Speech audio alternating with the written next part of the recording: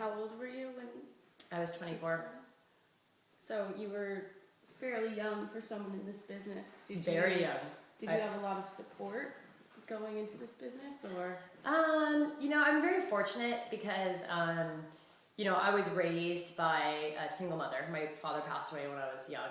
I was raised by a single mother who was very much into the entrepreneurial spirit. So when I was debating whether or not I wanted to take the jump, so to speak, to start my own business, she was really there to kind of help guide me and give me wisdom. And then when I decided to start the business and go ahead and take the plunge, she really was influential in helping me understand how to relate to people, how to stay organized, what truly was important when running a business, which is not sometimes what we think it is. You know, sometimes the obvious thing is you know, you have to be able to ride a horse and to train a horse, but that's really not the most important thing. The most important thing I've learned is being able to relate to your clients and understand what's important to them and being able to give them what's important to them, and to not, you know, you don't come first anymore. And that was a really interesting thing for me to learn because, you know, when you're growing up in life, you know, you can always put yourself first. Maybe not, you know, always, but you know, you're always thinking through your own vision, and to kind of switch that and make it about everybody else and what your needs always come last. That was an interesting thing.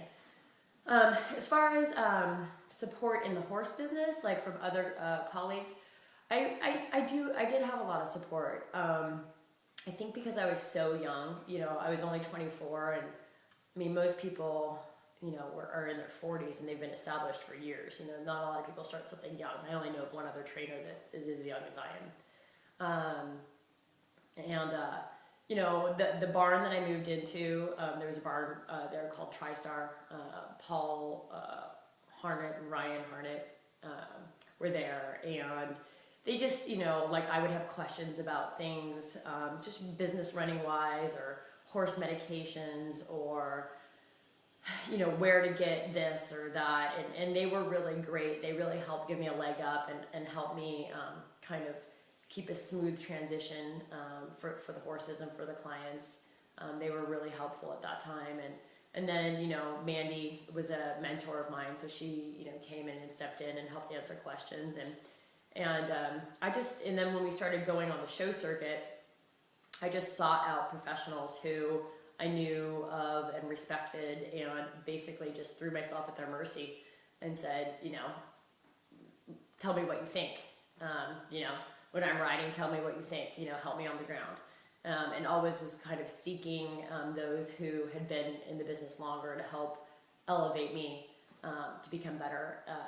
I think that one thing that a lot of people lose when they have their own thing is they think that they know everything, and they think that they have arrived, so to speak. And I think that the moment you do that, you've lost yourself, and you will not have a successful business or riding career or whatever it is you're applying yourself to, because you always have to seek to be better, and you always have to, you know, push yourself and be humble. You can recognize what you're good at, but also recognize the things that you're not good at, and continue to strive to strengthen those things.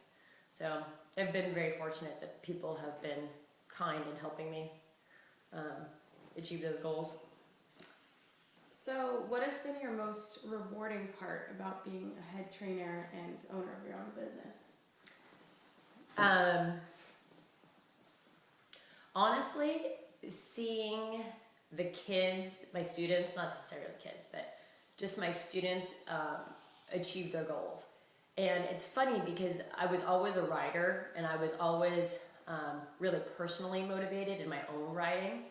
So that was a development that I really was not expecting to feel. You know, like when my students go into the ring, I pace the back gate, and I get nervous for them, and I want them to do well. Like it's